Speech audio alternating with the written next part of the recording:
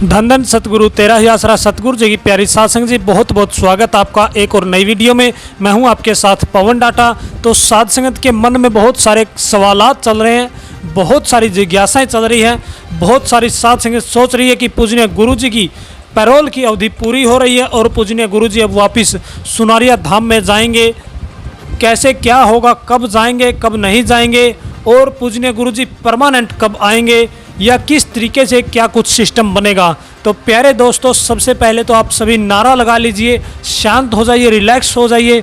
आपको बहुत ही बारीकी से हम बताते हैं। धन धन सतगुरु तेरा ही आसरा। देखिए, पूजनीय गुरु जी सुनारिया धाम में अपने मिशन पर हैं, क्योंकि पूजनीय गुरु जी हर बार कहते हैं कि हम यानी संत कोई भी है वो इस दुनिया के कर्म उठाने के लिए, इस दुनिया को सुधारने के लिए, इस दुनिया से बुराइयों का खात्मा करने के लिए आता है, और सिर्फ एकमात्र यही उसका लक्ष्य होता है कि दुनिया से बुराइयों का खात्मा हो, नशों का कारोबार ख़त्म हो जाए, सारी दुनिया सुख भोगे, सारी दुनिया शांति से रहे, प्रेम से रहे। तो प्यारे दोस्तों, हमारे पूजनीय हजूर पिताजी का भी यही उद्देश्य है, और सत्संगों में अक्सर पूज्य पिताजी फरमाते भी हैं।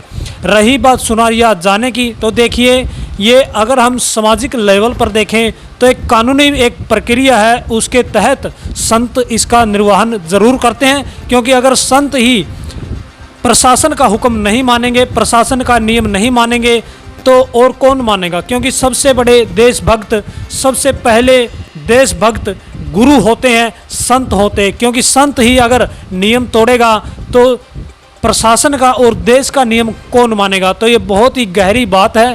तो क्योंकि सतगुरु जानी जान है, उसको पता है कि क्या करना है, हमें कुछ नहीं पता है, हम सिर्फ उसके शिष्य हैं। वो जैसी लीला, जैसा निराले गेम वो हमें दिखा रहा है, जिस तरीके से रूहानी नज़ारे वो लुटा रहा है, हमें तो बस वो देखते रहना है, वो लूटते रहना है। बाकी काम उनका है, गुरु जी का है, वो खुद कर रहे हैं, क्योंकि हमें बताने की ज़रूरत नहीं है।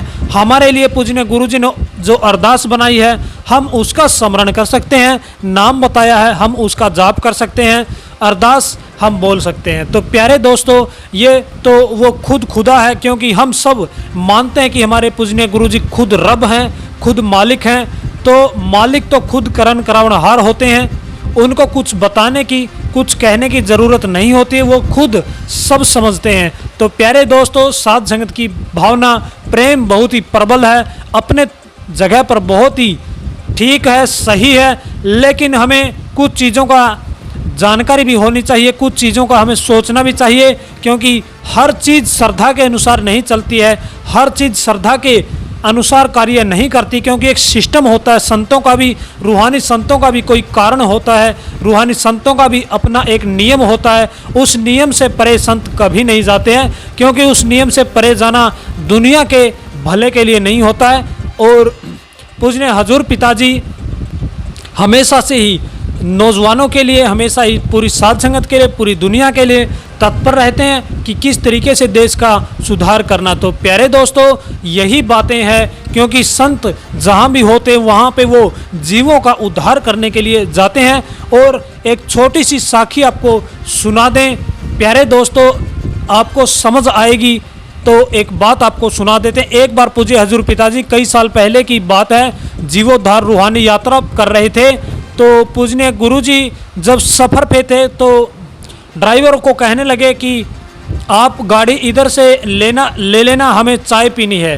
तो ड्राइवर बोला ठीक है गुरु जी, रोक दूंगा। उस ड्राइवर ने जगह देखते हुए एक अच्छा सा होटल, बड़ी सी बिल्डिंग के सामने जा कर के गाड़ी रोक दी और कहने लगा, लो पिताजी यहाँ पे चाय पी लेते हैं। तो गुरु जी कहने लगे नहीं बेटा, यहाँ पे हमें नहीं पीनी, थोड़ा आगे चलो। आगे चलकर एक छोटी सी पॉलिथीन की दुकान थी, जैसा खोखा सा होता वो दुकान थी। कहने लगे यहाँ पे हमें चाय पीनी है, जाओ चाय बनवा के लाओ। तो पूज्य पिताजी गाड़ी में बैठे रहे और कुछ सेवादार उतर के चाय बनाने वाले के पास गए और कहने लगे, भाई जी चाय बना दो अच्छी सी। तो कहने लगे, भाई ठीक है चाय बना देता हूँ।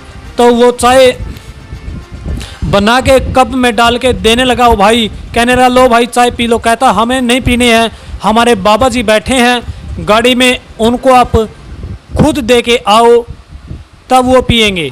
तो पूजनीय गुरु जी गाड़ी में बैठे थे, वो सेवादार कहने लगे कि आप खुद जाके गाड़ी में चाय दे आओ। वो भाई कहने लगा, भाई हाथ जोड़ता हूँ, मेरा पहले ही बहुत सारा नुकसान हो चुका है, मेरे पैसे निकल जाते हैं गल्ले से, इसलिए मुझे डर है कहीं मैं चाय देने के लिए जाऊं और पीछे से मेरा गल्ला खाली ना हो जाए। बड़ी मुश्किल से मैंने कुछ पैसे जमा किए हैं। तो वो कहने लगे, नहीं भाई हम ऐसे वैसे नहीं, हम तब तक आपकी गल्ले की सुरक्षा करेंगे क्योंकि हमारी गाड़ी तो वहाँ खड़ी है।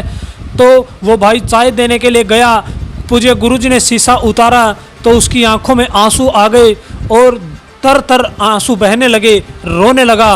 और उसके अंदर से महसूस हो रहा था कि शायद जिस चीज़ का उसको इंतज़ार था, जिस रूहानी ताकत के इंतज़ार में वो था, वो उसको मिल गई।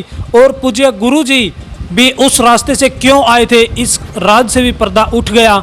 और पूजनीय गुरुजी उस रूह का उद्धार करने के लिए उस रास्ते पे आए थे। वो चाय देने के लिए वापस आया तो उन सेवादारों से गले मिल के रोने लगा, तर रोने लगा कि भाई जी आपने तो मेरी ज़िंदगी बना दी। कहने लगे, क्या हुआ? कहते, जिस बाबा को चाय देने के लिए गया था, मैं इन्हीं के दर्शन करने के लिए इस गले में पैसे जमा किए थे और वो चोरी हो गई।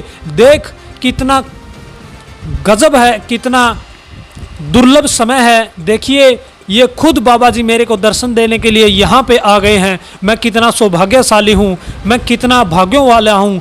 तो प्यारी साध संगत जी, वो भाई चाय वाला नाम नहीं लिया था, फिर भी उसके अंदर इतना वैराग्य था।